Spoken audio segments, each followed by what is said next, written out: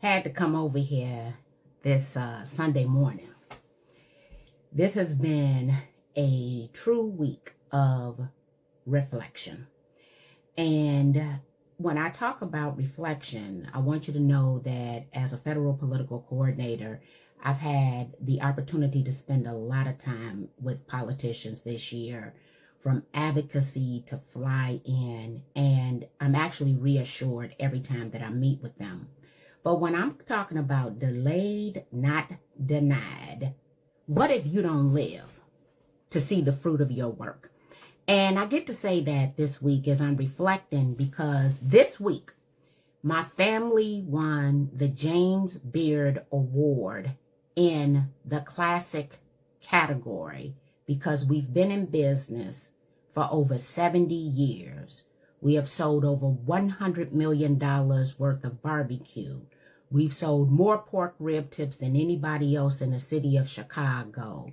75th Street, part of it is now the honorary James B. Lemons Way, named after my grandfather, and now the James Beard Award. Let me be clear. My grandfather is deceased. But when I talk about delayed, not denied, my grandfather receives most of the recognition for LIMS, but he was not the founder of LIMS. My Uncle Miles was the founder of LIMS. Now, here's what's very interesting about my Uncle Miles, who they call Lim. My Uncle Miles never had children. Everything he did, he was doing it for his brothers and their children. And my grandfather was fiercely loyal to his brother Miles. Like, would get out his bed in the middle of the night and do anything that my Uncle Miles, aka Limbs, would ask. And oftentimes people would look at my grandfather like he was foolish or being a fool because he would go to the end of the earth for his brother. But hindsight is everything. And what I've come to realize this week is that my uncle put my grandfather in the position to provide for his children, his grandchildren, and his great-grandchildren. And now I'm preparing for his great-grandchildren as a result of what he has done for me. And so everybody wants instant gratification. You might not ever get instant gratification.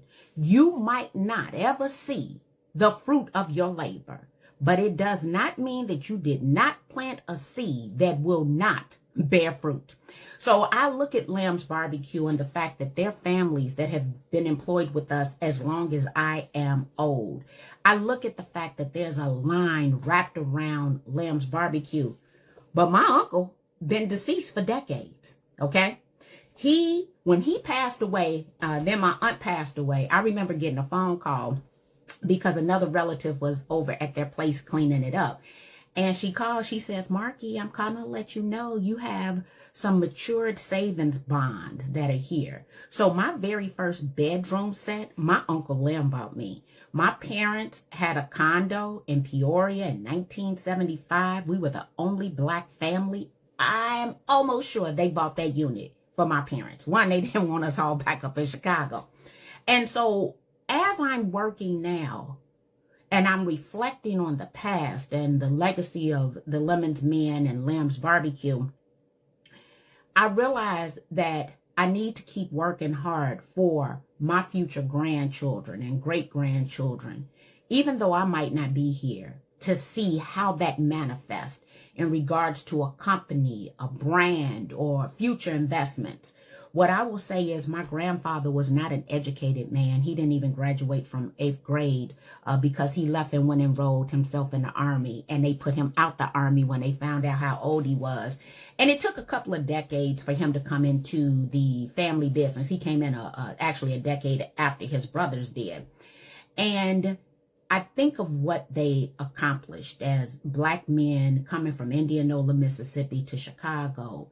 And they never invested in a lot of other things. We were investors in the Seaway National Bank because the Collins family also came from Indianola, Mississippi and had the Mumbo barbecue sauce. But with that being said, today, because it's Sunday, I want you to think about the fact that you might not ever be able to celebrate your hard work now, that it might be for future generations to celebrate, which means that means you cannot be selfish, right? My grandfather was the most giving man that I've ever known in my life. And when he told my father told me this story. He said my grandfather made him a promise. One day I'll be able to provide for all your needs and your wants. And my father said, he looked at my grandfather. He was like, dude, how you going to do that? You got holes in your shoes. But my grandfather affirmed that one day he would be able to provide for his children. And when I was born, because my parents were teen parents, my father was 19, my father was 17. He told my maternal grandmother, he said, we will be the providers for that baby's needs and wants because lemons take care of lemons. And my grandmother said, one thing I will tell you is that Mr. Lemons has always taken care of you. I've never had to call out there to ask for one thing on your behalf because it was already done. So today I'm going to move forward with great intentions, knowing that it is not denied, it is delayed, and it might not be for me to see the fruit, but to know that one day a harvest is going to come, and it might be for my future great-grandchildren. Go on and make it a great day. Just wanted to come over here this morning as I was doing my miracle morning practice.